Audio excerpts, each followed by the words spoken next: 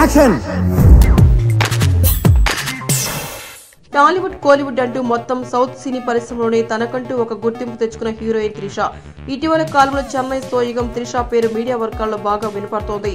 నిజానికి ఎప్పుడు ఏదొక హంగామా చేస్తూ త్రిష లైమ్ లైట్ లోనే ఉంటుంది కానీ ఇటీవల మాత్రం ఆ ఒరవడి ఇంకాస్త ఎక్కువైంది. ముఖ్యంగా సుచి లీక్స్ పేరుతో రానా త్రిషల ఫోటోలు విడుదల కావడం దగ్గర నుండి న్యూ ఇయర్ వేడుకలకు థాయిలాండ్ లో ధనుష్ త్రిషల కలిసి హల్చల్ చేసిన ఫోటోల వరకు అమ్మడి హంగామా కనపడింది. అయితే ఇది సర్దుకునేటంతలో తాజాగా మరొక అంశం త్రిషపై సందడి చేస్తోంది.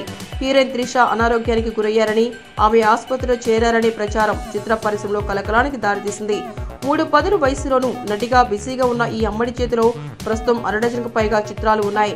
వాటిలో మోహిని, గర్జన లేడీ ఓరియంటెడ్ కథా చిత్రాలు కాగా మిగిలినవి కమర్షియల్ నాయకి పాత్రలు.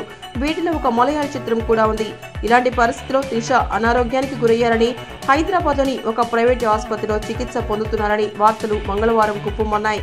ఈ పరిణామాలతో మీడియా ప్రతినిధులు త్రిషను సంప్రదించే ప్రయత్నం చేయగా ఆమె అందుబాటులోకి లేకపోవడంతో త్రిష తల్లిని అడిగారు.